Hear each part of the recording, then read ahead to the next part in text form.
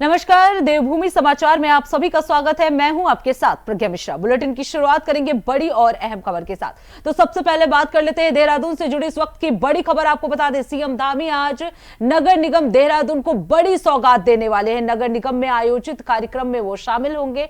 सांस्कृतिक धरोहर का संरक्षण और संवर्धन कार्यक्रम जो है वो देहरादून में होने वाला है। इस कार्यक्रम में सीएम धामी जो है वो शामिल होने वाले हैं। इसके साथ ही आपको बता दें, नगर निगम के नए हॉल का लोकार्पण आज किया जाएगा। विभिन्न विकास योजनाओं का सीएम धामी जो है आज लोकार्पण करने वाले हैं। तो ये बड़ी जानकारी, बड़ी अपडेट आपको हम बता दें, सीएम धामी आज नगर निगम देहरादून को बड़ी सौगात देने वाले हैं। विभिन्न विकास योजनाओं का लोकार्पण सीएम धामी करेंगे। नगर निगम के नए हॉल का आज लोकार्पण किया जाएगा। सीएम धामी द्वारा ये लोकार्पण किया जाएगा। इसके साथ ही आपको बता दें, सांस्कृतिक धरोहर का संरक्षण और संवर्धन जो है वो सीएम धामी द्वारा किया जाएगा। तो नगर निगम में आयोजित कार्यक्रम में सीएम धामी जो है आज शामिल होने वाले हैं। सीएम धामी नगर निगम देहरादून को बड़ी सौगात देने वाले हैं। सांस्कृतिक धरोहर का संरक्षण और संवर्धन कार्यक्रम जो है आज आयोजित होने वाला है। इस कार्यक्रम में सीएम धामी शामिल होंगे। नगर निगम के नए हॉल का आज लोकार्पण होने वाला है। इसके अलावा आपको बता दें, विभिन्न विकास योजनाओं का आज सीएम धामी जो है वो लोकार्पण करेंगे। तो सीएम धामी आज नगर निगम देहरादून को बड़ी सौगात देने वाले हैं। कई कार्यक्रम जो हैं आज देहरादून में आयोजित हैं और इस कार्यक्रम में सीएम धामी जो है वो शामिल होंगे। नगर निगम के नए हॉल का आज सीएम धामी जो है वो लोकार्पण करने वाले हैं। तो विभिन्न विकास योजनाओं का आज सीएम धामी लोकार्पण करेंगे। नगर निगम के नए हॉल का आज लोकार्पण होने वाला है और इस कार्यक्रम में सीएम धामी जो है वो शामिल होने वाले हैं। आपको बता दें, उत्तराखंड के सांस्कृतिक धरोहर को संरक्षित और संवर्धित करने के लिए ये कार्यक्रम जो है वो आयोजित किया जा रहा है, जिसमें सीएम धामी जो है खुद मौजूद रहेंगे। सीएम धामी इस कार्यक्रम का लोकार्पण करने वाले हैं। इसके साथ ही आपको बता दें, कई वरिष्ठ अधिकारी भी इस दौरान मौजूद रहेंगे। आपको बता दें, ये परियोजना देहरादून में स्थानीय कलाकारों और कारीगरों को भी लाभ दिलाएगा। तो काफी महत्वपूर्ण माना जा रहा है ये आयोजन, जिसमें सीएम धामी जो है वो शामिल होने वाले हैं। वहीं इस खबर पर विस्तार से जानकारी देने के लिए अभय कैंतुरा हमारे साथ जुड़ चुके हैं। अभय, आज देहरादून नगर निगम को बड़ी सौगात मिलने वाली है, क्या कुछ सौगात मिलेगी और सीएम धामी जो है कब तक वहां पहुंचेंगे? मुख्यमंत्री पुष्कर सिंह धामी का कार्यक्रम अब से कुछ देर में यहाँ पर शुरू होने वाला है। नगर निगम देहरादून में ये कार्यक्रम आयोजित हो रहा है। सबसे बड़ी बात ये है कि नगर निगम की तरफ से जो विभिन्न विकास की योजनाएं शहर के लिए यहाँ पर बनाई गई है, जिनका आज मुख्यमंत्री की तरफ से लोकार्पण और शिलान्यास यहाँ पर किया जाएगा, वो आज शहर को समर्पित यहाँ पर होगी। शहर की जनता के लिए विकास की योजनाओं की बड़ी सौगात यहाँ पर है। इसके अलावा जो सांस्कृतिक धरोहर है उत्तर राजधानी देहरादून में मौजूद है, उनका संरक्षण और संवर्धन कैसे यहाँ पर किया जा सकता है, उनको कैसे और विकसित करने का काम यहाँ पर किया जा सकता है, कैसे उस संस्कृति को बचाने के लिए नगर निगम अपना सहयोग यहाँ पर कर सकता है, उसको बताने का काम भी इस कार्यक्रम में यहाँ पर किया जाएगा। क्योंकि राजधानी देहरादून में कई ऐसी इमारतें हैं जो अगर ये कह सकते हैं कि अंग्रेजों के जमाने से या उससे पहले आदिकाल से यहाँ पर चली आ रही है, जो प्रतीक चिन्ह के रूप में भी यहाँ पर विख्यात है, इसकी अपनी एक पहचान यहाँ पर, अपनी एक धरोहर यहाँ पर है और उस धरोहर को बचाने के लिए सब चीजें यहाँ पर हो रही है। तो नगर निगम की तरफ से लगातार प्रयास यहाँ पर किए जा रहे हैं। मुख्यमंत्री अपने आज के इस कार्यक्रम में उन सभी योजनाओं की सौगात भी यहाँ पर देंगे और देहरादून को जनता को बड़ी सौगात विकास कार्यक्रम के रूप में भी यहाँ पर देंगे।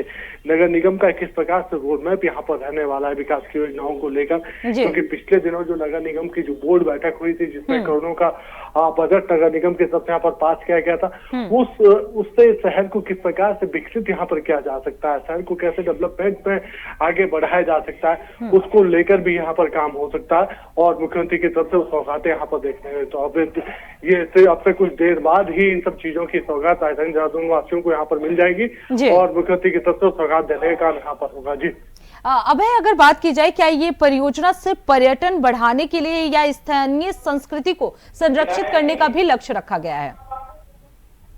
बिल्कुल, ये कह सकते हैं कि सांस्कृतिक पर्यटन की रक्षा के लिए लगातार सरकार काम तो यहाँ पर कर रही है, लेकिन जिस प्रकार से अभी तक इस दिशा में काम यहाँ पर बढ़ा है, तो समझा जा सकता है कि उत्तराखंड की उस पौराणिक संस्कृति को बचाने के लिए लगातार प्रयासरत यहाँ पर नगर निगम यहाँ पर दिख रहा है। ऐसी इमारतें जो लोगों की संस्कृति से जुड़ी हुई है, लोगों के सांस्कृतिक भावनाओं को संरक्षित करने वाली है, उसको और कैसे संवर्धित यहाँ पर किया जा सकता है, कैसे उसको आगे बढ़ाने का काम यहाँ पर किया जा सकता है। और सबसे बड़ी बात है कि शहर में जो बाहर से जो लोग आते हैं उनको एक पर्यटन के हिसाब से भी कैसे और यहाँ पर विकसित करने का काम यहाँ पर किया जा सकता है, कैसे उन क्षेत्रों को और विकसित किया जा सकता है, उसको इन योजनाओं के माध्यम से डेवलप करने का काम यहाँ पर होगा। तो ये सौगात आज देहरादून वासियों को मिलने वाली है और अब से कुछ देर में मुख्यमंत्री पुष्कर सिंह धामी अपने कार्यक्रमों के माध्यम से ये सौगात शहर वासियों को देंगे। जी बिल्कुल। अभय, अगर बात की जाए, क्योंकि जिस तरीके से आपने बताया कि काफी लोग जो पर्यटक हैं उनके लिए भी लाभ होगा, ऐसे में क्या इसमें स्थानीय जो युवा हैं उनके लिए रोजगार के अवसर भी सृजित होंगे अगर इन परियोजनाओं को डेवलप किया जाता है तो? ये कह सकते हैं कि स्थानीय युवाओं को रोजगार से जोड़ने के लिए तो लगातार सरकार प्रयास कर ही रही है, लेकिन नगर निगम अपने शहर में ऐसे पॉइंट्स चिन्हित करने का काम यहाँ पर कर रहा है, चाहे वो छोटे छोटे कैफे बनाने का काम हो, हट के माध्यम से लोगों को खाने पीने जो स्थान जो चिन्हित करने का काम यहाँ पर हो वो हो, या फिर शहर में ऐसी दुकानें को आवंटित करने का काम हो जहाँ पर युवा रोजगार से जुड़ सकते हैं, उन सब चीजों को लेकर काम यहाँ पर हो रहा है। और ये इसलिए भी हो रहा है कि नगर निगम अपने जो आय के जो स्रोत है उनको बढ़ाने का काम यहाँ पर कर रहा है, ताकि अपने पैरों पर नगर निगम भी यहाँ पर खड़ा हो सके और शहर वासियों को विकास की योजना से जोड़ने का और उनके लिए रोजगार के अवसर भी यहाँ पर मुहैया हो सके। जी बिल्कुल। अबे आप बने रहिएगा, आगे भी आपका रुख करेंगे। तो आपको बता दें, विभिन्न विकास योजनाओं का लोकार्पण जो है आज सीएम धामी करने वाले हैं। नगर निगम देहरादून को बड़ी सौगात सीएम धामी की तरफ से आज दी जाएगी। बस कुछ ही देर में सीएम धामी जो है इस कार्यक्रम में शामिल होंगे। कई बड़ी परियोजनाओं की सौगात जो है वो देहरादून नगर निगम को देने वाले हैं, जिससे पर्यटन को बढ़ावा मिलेगा। इसके साथ ही लगातार सरकार जो है पर्यटन को बढ़ावा देने के लिए कार्य कर रहा है।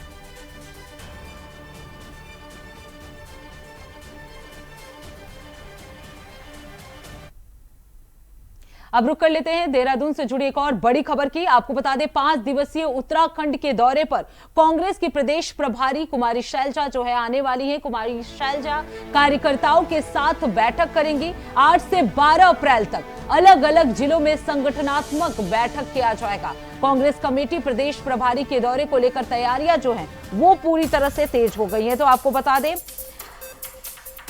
8 से 12 अप्रैल तक अलग अलग जिलों में संगठनात्मक बैठक जो है वो कांग्रेस की तरफ से किया जाना है। 5 दिवसीय उत्तराखंड के दौरे पर कांग्रेस की प्रदेश प्रभारी कुमारी शैलजा जो है वो रहने वाली है। कुमारी शैलजा कार्यकर्ताओं के साथ बैठक करेंगी। 8 से 12 अप्रैल तक अलग अलग जिलों में वो संगठनात्मक बैठक करेंगी। कांग्रेस कमेटी प्रदेश प्रभारी के दौरे को लेकर तैयारियां जो है वो पूरी तरह से तेज कर दी गई है। तो 5 दिन के दौरे पर कुमारी शैलजा जो है वो रहने वाली हैं। कार्यकर्ताओं के साथ वो बैठक करेंगी। प्रभारी के दौरे को लेकर तैयारियां जो है वो पूरी तरह से तेज कर दी गई हैं। तो आपको बता दें, 5 दिवसीय उत्तराखंड के दौरे पर कांग्रेस की प्रदेश प्रभारी जो है वो रहने वाली हैं। कुमारी शैलजा कार्यकर्ताओं के साथ इस दौरान बातचीत करेंगी, बैठक करेंगी। आने वाले चुनाव को लेकर भी कई रणनीति जो है इस दौरान बनाई जा सकती है। 8 से 12 अप्रैल तक अलग अलग जिलों में संगठनात्मक बैठक किया जाएगा। कांग्रेस कमेटी प्रदेश प्रभारी के दौरे को लेकर तैयारियां भी जो है वो तेज कर दी गई हैं। वहीं इस खबर पर विस्तार से जानकारी देने के लिए लगातार अभय कैंतुरा हमारे साथ बने हुए हैं। अभय, 5 दिवसीय उत्तराखंड के दौरे पर कांग्रेस की प्रदेश प्रभारी जो है वो आने वाली है। क्या कुछ तैयारियां हैं, क्या कुछ कार्यक्रम जो है इन 5 दिन में रहने वाले हैं? उत्तराखंड में आगामी विधानसभा चुनाव के लिहाज से कांग्रेस की प्रदेश प्रभारी का दौरा बड़ा महत्वपूर्ण यहाँ पर होने वाला है जी। 8 अप्रैल से 12 अप्रैल तक का दौरा है। 5 दिवसीय दौरे के दौरान कांग्रेस की जो प्रदेश प्रभारी है कुमारी शैलजा, वो विभिन्न जनपदों का दौरा करेंगी। दौरे के दौरान जनपदों में पार्टी कार्यकर्ताओं पदाधिकारियों के साथ वो बातचीत वहां पर करेंगी। संगठन के जो काम उन जिलों में हुए हैं, उन जिलों में संगठन कामों की प्रगति रिपोर्ट वहां पर करेंगी, उसकी समीक्षा वहां पर होगी।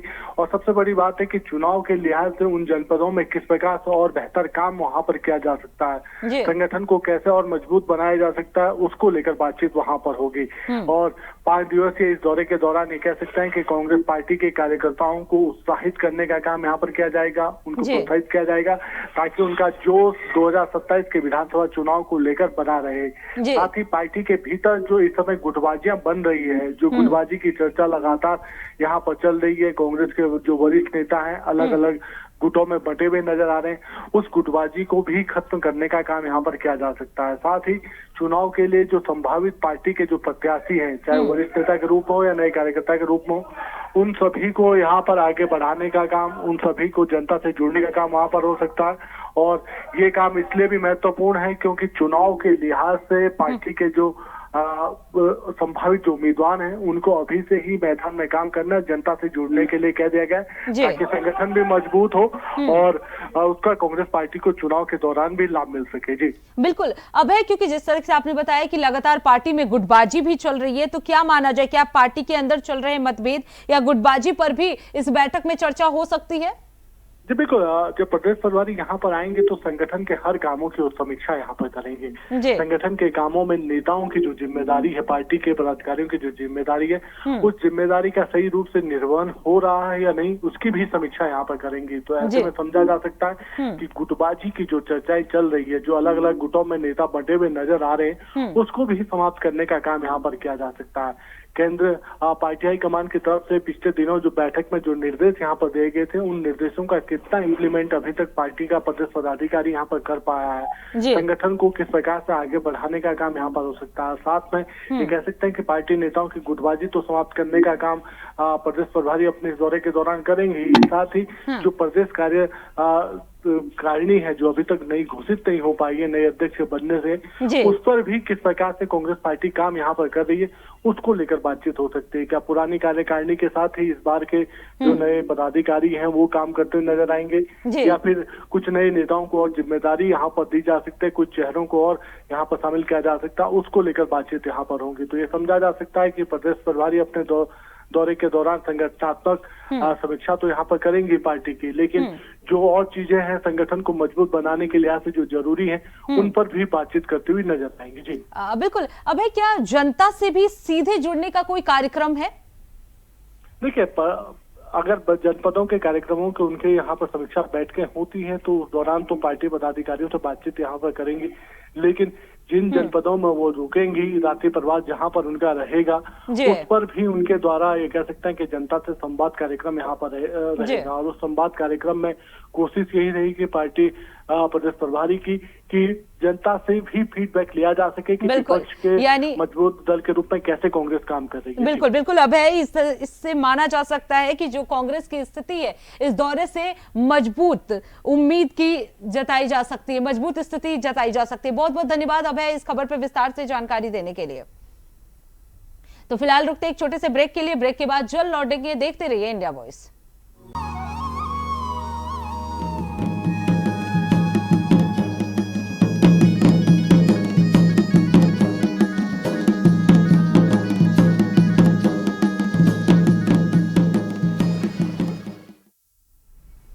तो ब्रेक के बाद एक बार फिर आप सभी का स्वागत है। रुक कर लेते हैं खबरों की ओर।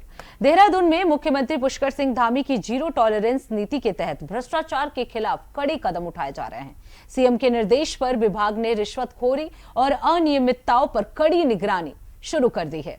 उनके कार्यकाल में अब तक कई भ्रष्ट अधिकारियों पर कार्रवाई की जा चुकी है।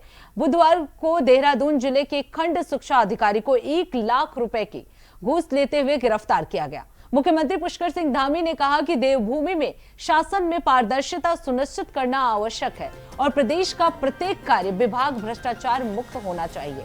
उन्होंने बताया कि टोल फ्री नंबर के माध्यम से कई भ्रष्ट अधिकारियों को जेल तक पहुंचाया गया है। हमारा सीधे पहले दिन से मत है कि देवभूमि पूरी तरह से पारदर्शी होनी चाहिए, साफ सुथरी होनी चाहिए।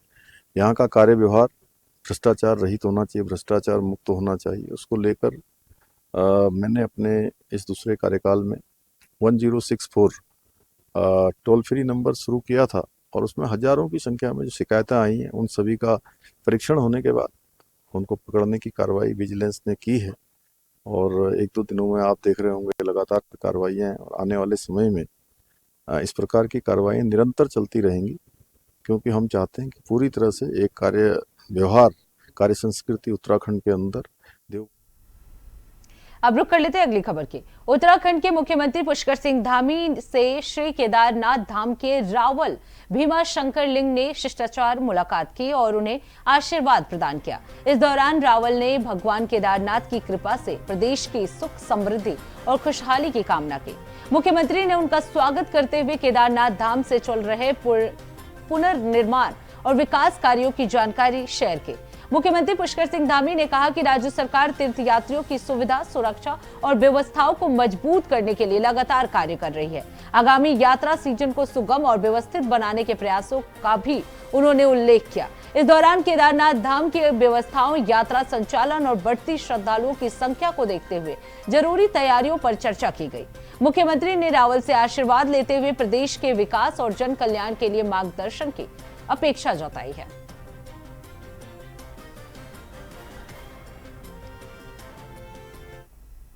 अब रुक कर लेते हैं अगली खबर की। मसूरी में पंडित दीनदयाल उपाध्याय प्रशिक्षण महाअभियान के तहत आयोजित कार्यशाला में कैबिनेट मंत्री गणेश जोशी ने कार्यकर्ताओं को 2027 मिशन के तहत बूथ स्तर पर संगठन मजबूत करने का संदेश दिया। उन्होंने बीजेपी की नीतियों और केंद्र और राज्य सरकार की जन कल्याणकारी योजनाओं को घर घर तक पहुंचाने का आह्वान किया। मंत्री ने कहा कि नरेंद्र मोदी और पुष्कर सिंह धामी के नेतृत्व में देश और प्रदेश तेजी से विकास कर रहा है और 2027 में फिर से बीजेपी सरकार बनने का भरोसा जताया। विकास कार्यों की जानकारी देते हुए मंत्री गणेश जोशी ने बताया कि मसूरी देहरादून मार्ग पर दूसरे वैली ब्रिज के निर्माण की प्रक्रिया शुरू हो चुकी है और 16 अप्रैल तक इसे तैयार करने का लक्ष्य रखा गया है, जबकि स्थायी पुल का प्रस्ताव भी पास हो चुका है। उन्होंने आपदा के दौरान करीब 5 करोड़ रुपए की राहत देने की बात कही और मसूरी में गैस सिलेंडर की कमी दूर करने के लिए कॉमर्शियल कोटा बढ़ाने के निर्देश दिए जाने की भी जानकारी दी है। उन्होंने कहा कि सरकार का मुख्य फोकस विकास और जन सेवा पर है।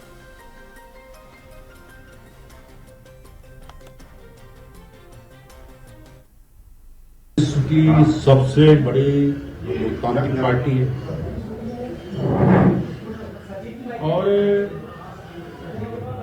भारतीय जनता पार्टी में समय समय पर कार्यकर्ताओं को पार्टी की रीति व कार्यक्रम की जानकारी के लिए सरकार के अभियान लगातार चलते रहते हैं। अभी पंडित दीनदयाल उपाध्याय प्रशिक्षण महाअभियान पूरे देश में चल रहा है। आज मसूरी विधानसभा में मसूरी मंडल का प्रशिक्षण अभियान चलते यहाँ पर चल रहा है, जिसमें कई विषयों की जानकारी हमारे कार्यकर्ताओं को दी गई है, क्योंकि हम 2027 के चुनाव में जाने वाले हैं। पार्टी के कार्यक्रमों को किस प्रकार जनता तक ले जाएं और हमारी केंद्र की सरकार ने, प्रदेश की सरकार ने जो काम यहाँ की जनता के लिए किए हैं, उनकी विषयवार जानकारी कार्यकर्ताओं को दी जाएगी। और अनुशासन ये हमारी पार्टी का एक बहुत बड़ा मंत्र है। अब देखिए, मसूरी एक टूरिस्ट प्लेस है, ये सब टूरिस्ट हैं। जब आपको जरूरत जब तो ये टूरिस्ट लोग हैं, तो इनका सीजन में आएंगे, फिर चले जाएंगे, फिर 5 साल बाद फिर आएंगे। लेकिन यहाँ की जनता जानती है, मुझे 15 साल यहाँ पर होने वाले हैं, मैंने यहाँ की जनता से सीधे अपने रिश्ते बनाए हैं। अगर आपने देखा होगा कि मसूरी में कोई घटना घटती होगी तो मसूरी का व्यक्ति पहले नहीं पहुंचता होगा, गणेश जोशी पहले पहुंच जाता होगा। तो मेरे लोगों के दिलों में जगह बनाए और साथ ही जो कई ऐतिहासिक काम हमने यहाँ पर किए हैं, उनको लेकर हम जनता के बीच में जाएंगे। और मैंने कहा, ये टूरिस्ट आएंगे चले जाएंगे, तो उन टूरिस्ट की चिंता नहीं करनी चाहिए। मैंने कांग्रेस के लोग मुद्दे ढूंढते हैं। आपको ध्यान होगा, पिछली बार यहाँ पर आया था तो मैंने कहा था कि मैंने वैली ब्रिज की व्यवस्था कर दी है और उसमें सबसे बड़ा जो बाधा थी पेड़ काटने की, क्योंकि आजकल आदमी को मारना आसान है, पेड़ काटना में अगर कुछ वो है कि अब रुक कर लेते हैं अगली खबर की। देहरादून से चार धाम यात्रा को लेकर तैयारियां तेज हो गई हैं। आपको बता दें, केदारनाथ यात्रा शुरू होने से पहले ही एसडीआरएफ की टीम केदारनाथ धाम पहुंच गई है। यात्रा को सुरक्षित और सुगम बनाने के लिए प्रदेश के सभी चारों धामों में व्यवस्थाओं को अंतिम रूप दिया जा रहा है। इसी क्रम में रुद्रप्रयाग जनपद से एसडीआरएफ की विशेष टीम को तैनात किया गया ताकि यात्रा मार्ग को समय रहते तैयार किया जा सके। प्रारंभिक चरण में एसडीआरएफ की टीम द्वारा बर्फ हटाने और यात्रा मार्ग निरीक्षण और सुधार कार्य किया जाएगा। टीम यह सुनिश्चित करेगी कि श्रद्धालुओं को किसी भी प्रकार की परेशानी ना हो और मार्ग पूरी तरह से सुरक्षित रहे। प्रशासन द्वारा यात्रा को सुव्यवस्थित और दुर्घटना मुक्त बनाने के लिए हर स्तर पर तैयारियां की जा रही हैं।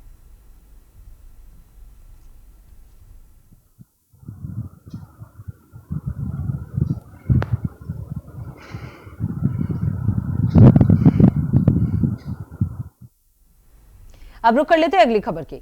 उत्तराखंड के मुख्य सचिव आनंद वर्धन ने हरिद्वार पहुंचकर कुंभ 2027 की तैयारियों के तहत चल रहे निर्माण कार्यों का स्थलीय निरीक्षण किया।